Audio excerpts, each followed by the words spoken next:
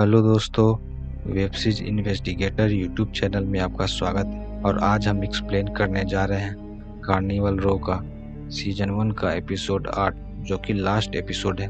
और अगर आप इस चैनल पर नए हैं तो सब्सक्राइब करना ना भूलें ताकि कोई भी नोटिफिकेशन आपसे मिस ना हो। तो चलिए शुरू करते हैं। एपिसोड 8 के स्टार्टिंग सीन में हमें एब्सोलम के बारे में दिखाया जाता है कि वो फाइलो से गुस्सा है क्योंकि उसे लगता है कि फाइलो ने ही एस्लिंग को मारा है। फाइलो भी जान गया है कि एब्सोलम भी उसका असली पिता है। फाइलो अपने पिता को बताता है कि उसने अपनी माँ को नहीं मारा। उसे तो पता भी नहीं था कि एस्लिंग उसकी माँ है। उसकी बात पर एब्सोलम विश्वास कर लेता है। एब्सोलम फाइलो को अपने पास्ट के बारे में बताता है कि जब वो एक नौजवान था उस वक्त मैं एस्लिंग से मिला और हम दोनों एक दूसरे को पसंद करने लगे थे। ये बात मेरे पिता को पता चल गई थी। उस वक्त वो आम किसान थे, पर वो और उनके दोस्त बेरहम थे और उन्होंने एस्लिंग से रिश्ता तोड़ने को कहा था, क्योंकि अगर मैं ऐसा नहीं करता तो वो एस्लिंग को जान से मार देते। और आखिरी बार एस्लिंग ने मुझे मिलने के लिए बुलाया था। वो कुछ बात बताना चाहती थी और शायद वो बात तुम्हारे बारे में था, पर मैं कायर था इसलिए उससे मिलने नहीं गया।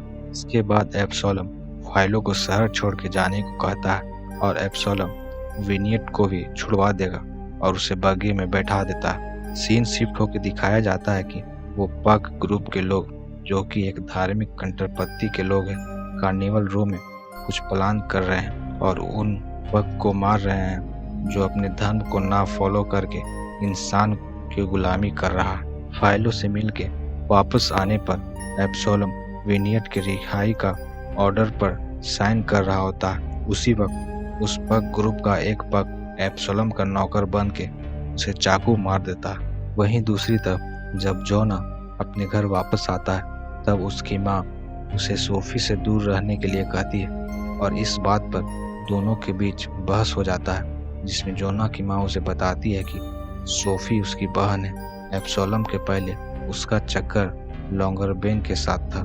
इसके बाद जोना सोफी के घर चला जाता है और उससे अपने अफेयर को बंद करने को कहता है। वहाँ उसे पता चलता है कि सोफी यह सब पहले से जानती थी और इस बात पर दोनों के बीच काफ़ी बहस होती है, जिसमें सोफी जोना को कागज पर एक प्रस्ताव लिख के देती है और उसे इस बात पर विचार करने को कहती है। उसी वक्त सोफी की नौकरानी जोना को आगे खबर देती है कि उनके पिता पर जानलेवा हमला हुआ है और वहाँ से जाने के बाद जोना अपने पिता से मिलता है और उनसे गुस्सा है क्योंकि जोना को शक है कि एब्सोलम शेक्सपियर उसके पिता नहीं बल्कि लॉन्गरबेन है।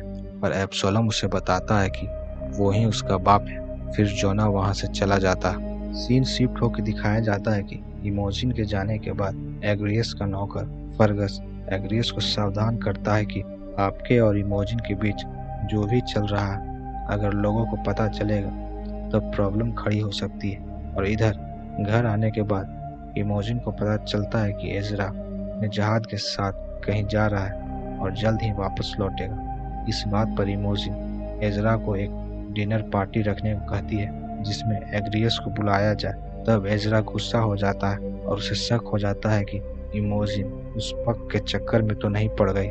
इसके बाद हम देखते हैं कि वो हेरोस्पेक्स अपना काम कर रही होती है। तभी उसके पीछे वो डार्केसर आके खड़ा हो जाता है और फिर वो हेरोस्पेक्स एक लिक्विड पी के पीछे मुड़ के उस डार्केसर को कहती है कि मैं जानती हूँ कि तुम कौन हो।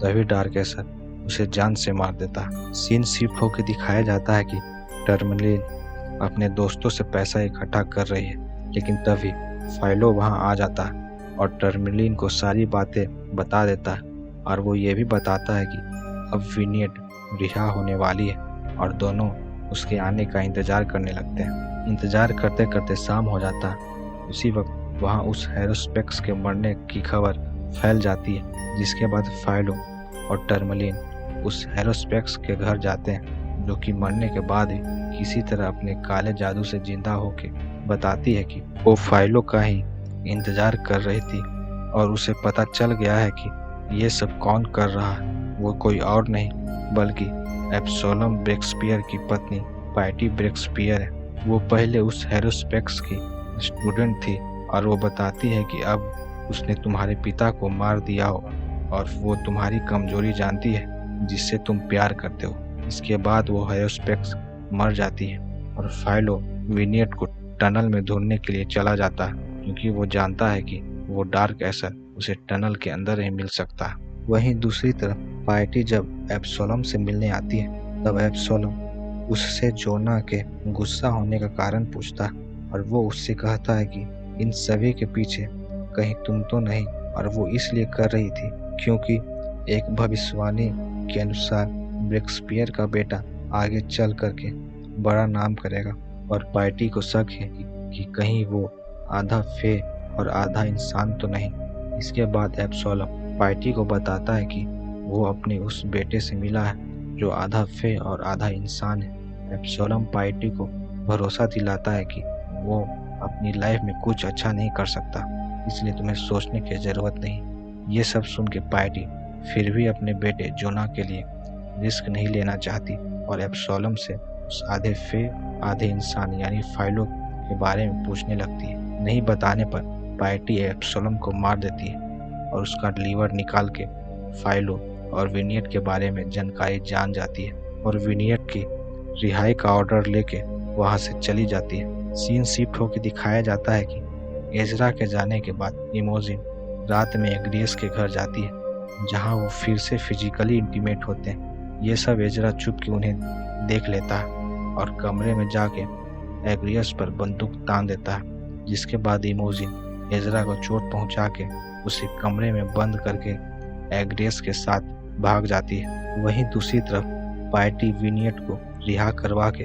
अपने पास ले आई है और उसे फाइलों के बारे में पूछताछ कर रही है और उसी वक्त फाइलों को वो डार्क एसर उसे टनल में देख लेता है और उसका पीछा करता है, जिससे फाइलो किसी तरह बच के पार्टी के अड्डे पर पहुंच जाता है। लेकिन वो डार्क एसर वहां आके फाइलों को मारने लगता है क्योंकि उससे ये सब पार्टी ही करवा रही थी। उसी दौरान विनियट पीछे से आके पार्टी को जान से मार देती है, जिससे वो डार्क एसर भी मर जाता है। सीन शिफ्ट होकर दिखाया जाता है कि जोना अकेले सोफी का वो प्रस्ताव खोल के देखता है जिसमें सोफी ने उससे शादी का प्रस्ताव रखा था। उसी वक्त अपने पिता की मौत की खबर सुन के वो कमरे में जाता है जहां उसके पिता को मारा गया।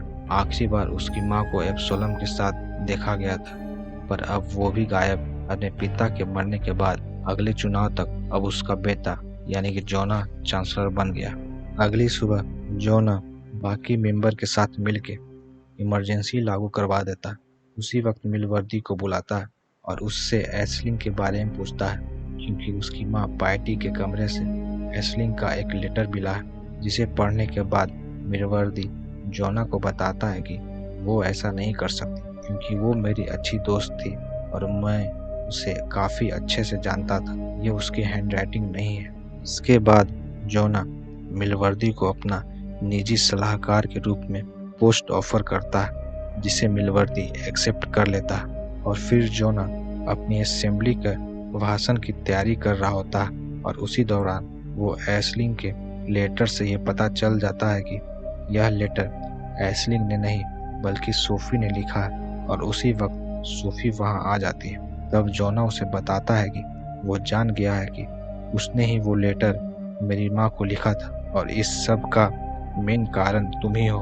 पर सोफी जोना को कहती है कि अगर मैंने ऐसा नहीं किया होता तो तुम आज चांसलर नहीं होते।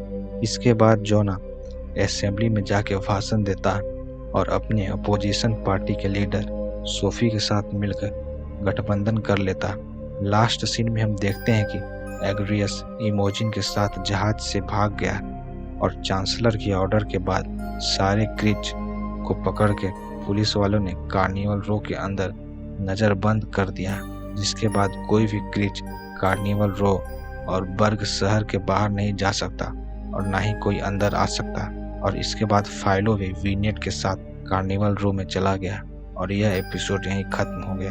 तो दोस्तों, यह था कार्निवल रो का लास्ट एपिसोड। और अगर आप इस चैनल पर नए हैं तो सब्सक्राइब करना ना भूलें और आप कौन सी वेब सीरीज का एक्सप्लेनेशन चाहते हैं कमेंट में ज़रूर बताएं। Thank you.